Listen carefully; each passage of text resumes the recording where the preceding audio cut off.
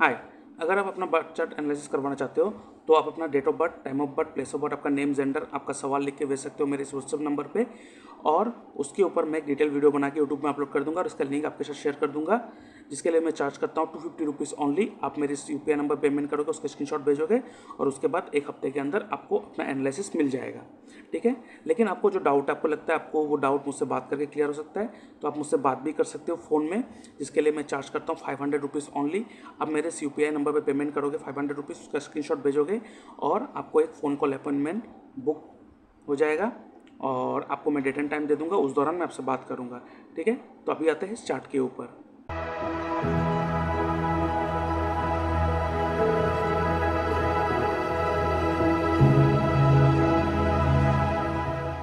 Hello, मैं जो देख पा रहा हूँ कुंडली के हिसाब से, वैसे तो आपकी कुंडली बहुत अच्छी कुंडली है, लेकिन आप सेविंग के चक्कर में जाते हो, आपके पास शायद अभी फिलहाल सेविंग नहीं है। आपका सवाल जो है, when I will have a second home and how is my career ahead, how to increase saving. देखिए, यहाँ पे सेविंग के बारे में आप पूछ रहे हो, लेकिन सेविंग के चक्कर में आपको फंसना नहीं है, क्योंकि आप देखो आपके 11th हाउस का मालिक आपके आपके सेकेंड हाउस में, ये बहुत अच्छा साइन है कि आपको पैसा तो आपके पास आएगा, जितना चाहिए उतना आएगा, लेकिन आप सेविंग के चक्कर में कभी भी मत फंसना।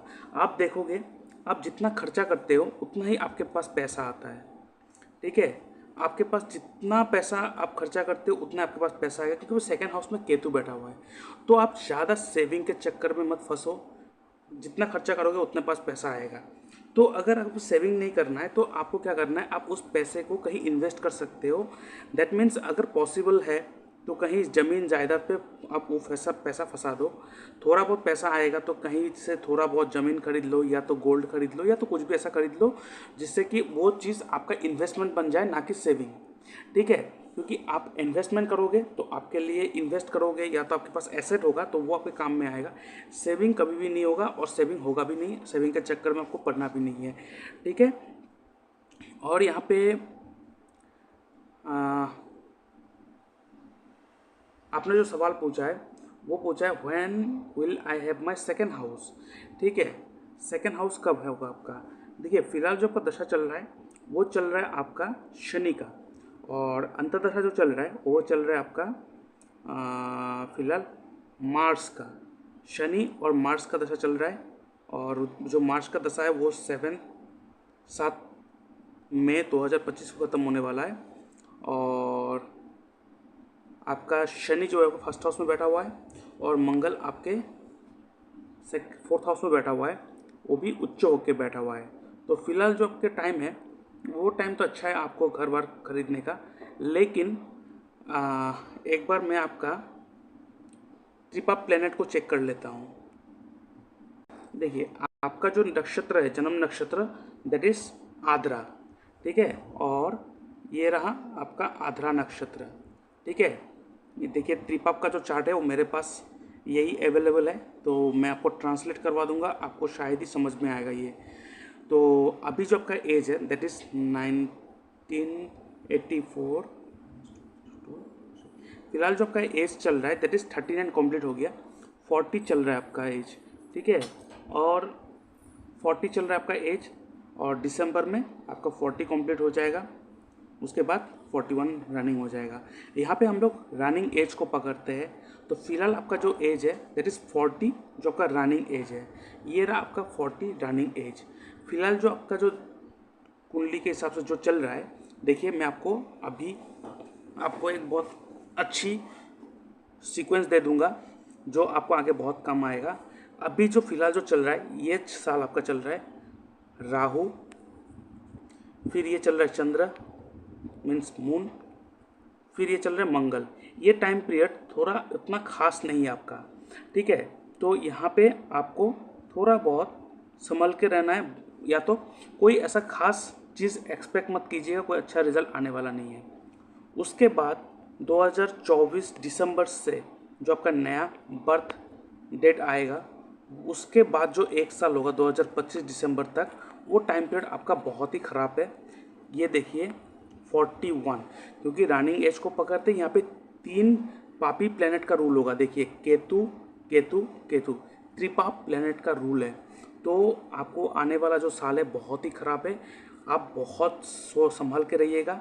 अगर आप ट्रैवल करते हो बहुत संभाल कर ट्रैवल कीजिएगा। इलेक्ट्रॉनिक आइटम से ज़्यादा छेड़खानी मत कीजिएगा। इलेक्ट्रिसिटी से बच के रहिएगा। पानी से बच के रहिएगा, ठीक है। और कोई भी अगर कुछ चीज़ नया चीज़ स्टार्ट करना है, प्लीज़ उस ये साल में आप कुछ स्टार्ट मत करना। कुछ मिलेगा भी नहीं, कुछ प्राप्त नहीं होगा, ठीक है। तो आपको मैं अच्छा रेमेडी दे दूंगा।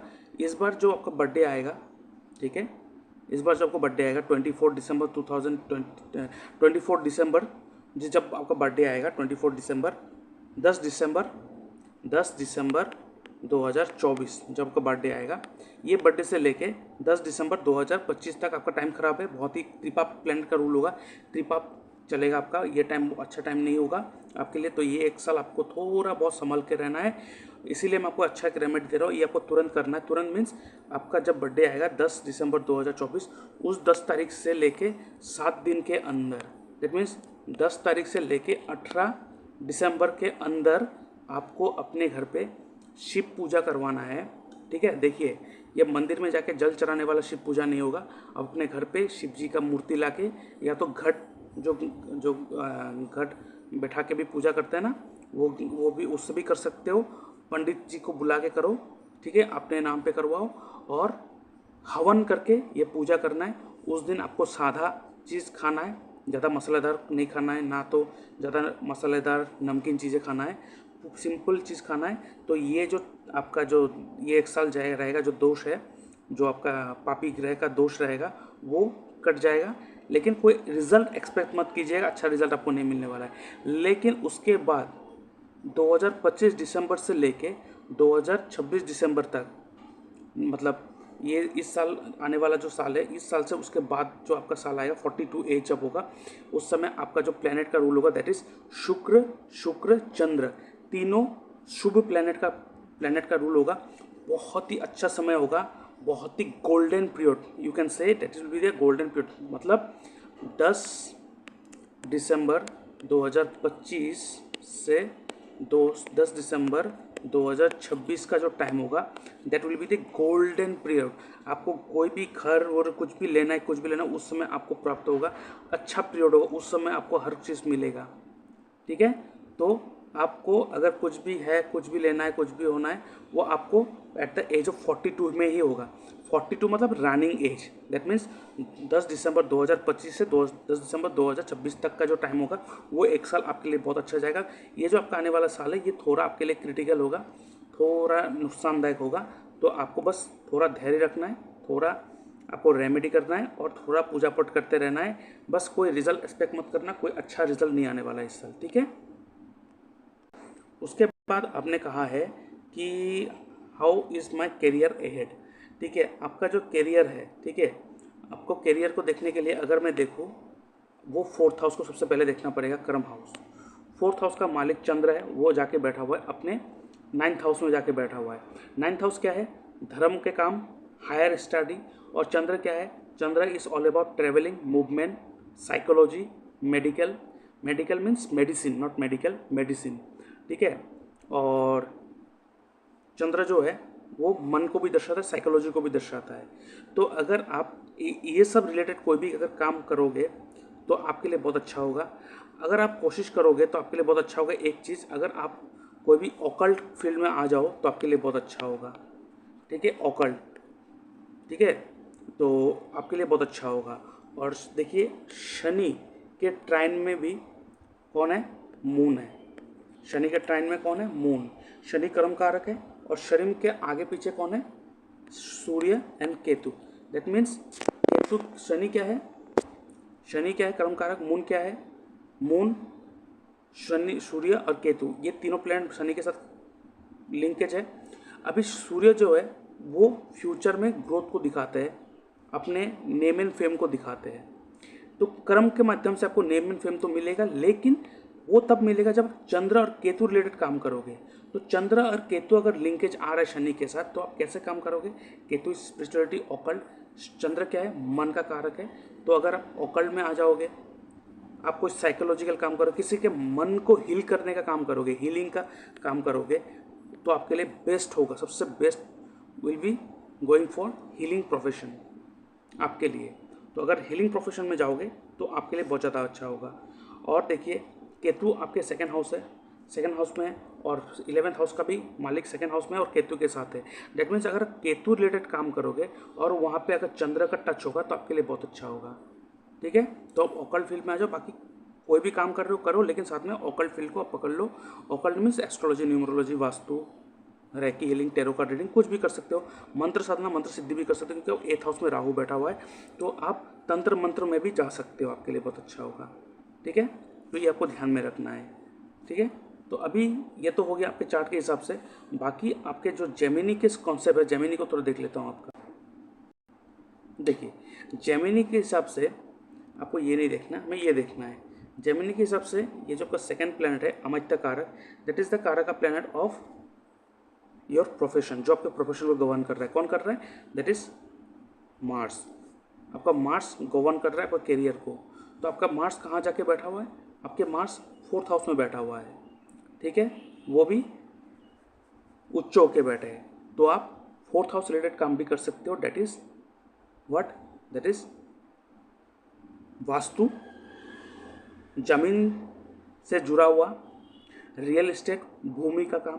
तो अगर भूमि, देखिए वास्तु अगर है, ठीक है,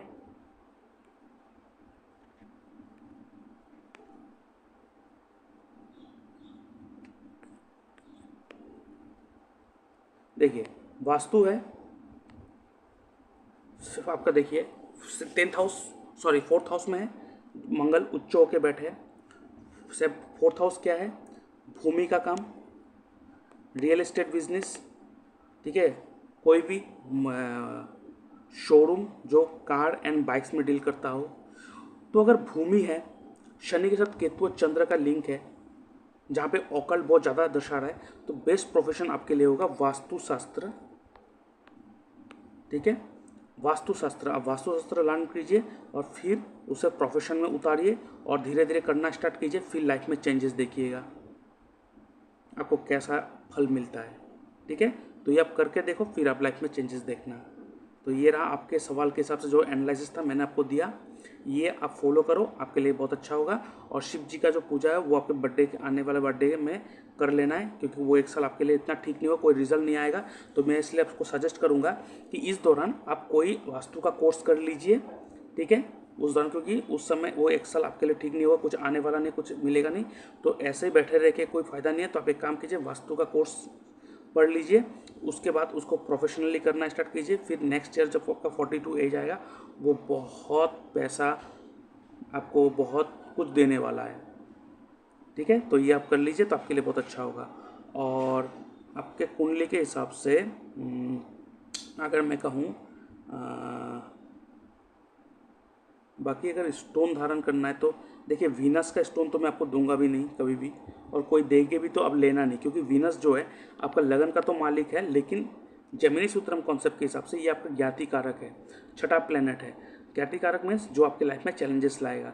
तो आप शनि शुक्र का प्लेनेट धारण करोगे, उल्टा आपके लाइफ में चैलेंजेस से भर देगा। तो ये आपको नहीं करना है। ठीक है, तो इससे आपको दूर रहना है। बाकी अगर पूछेंगे तो कौन से स्टोन आपके कुंडली के हिसाब से, मुझे फ़िलहाल तो लग रहा है आपको कोई स्टोन तो आपको ज़रूरत नहीं है जी। जी हाँ, हाँ आप एक काम कर सकते हो, आपके प्रोफेशनल के लिए भी अच्छा होगा, प्रोफेशन के लिए भी अच्छा होगा। अगर आप सोच रहे हो कि मैं प्रोफेशन में ज़्यादा, जैसे कि आपने पूछा भी करियर, अगर आप करियर में फोकस कर रहे हो, करियर में ग्रोथ चाहते हो, अगर आप चाहते हो कि करियर में एक अलग सा कोई शिफ्ट मिले आपको, ठीक है, एक नया डायमेंशन मिले आपके करियर में, तो आप क्या कर सकते हो, आप जो आपका मंगल है, मंगल का स्टोन धारण कर लो, क्योंकि ये आपका अमित्य कारक भी है जो प्रोफेशन को गवर्न कर रहा है, और आपके लिए जो बेस्ट प्रोफेशन होगा वो ला के देगा ये आपको। तो आप रेड कोरल धारण करो। ठीक है, रेड कोरल धारण करो, ऑन कौन से फिंगर में? ऑन रिंग फिंगर में धारण करो। ठीक है, गोल्ड में या तो कॉपर में इसका रिंग बना के पहनो ऑन ट्यूसडे। ठीक है, ऑन ट्यूसडे हनुमान मंदिर में जाके पूजा एक देने के बाद आप ये करना। और ऐसे भी आपके कुंडली के हिसाब से हनुमान चालीसा का पाठ is the most important for you. आप हनुमान चालीसा का पाठ रोज करना, ये आपके लिए बहुत इंपॉर्टेंट है। ठीक है, तो आपके सवाल के हिसाब से मैंने आपको वो जो भी जानकारी है, जो ज़रूरत वाला चीज़ है वो मैंने आपको बता दिया। बाकी आप थोड़ा धैर्य रखें क्योंकि आने वाला जो 1 साल है वो इतना अच्छा नहीं होगा आपके लिए, तो थोड़ा संभल के रहिएगा। ठीक है, तो अभी के इतना ही। थैंक यू, बाय बाय, ओम नमः शिवाय।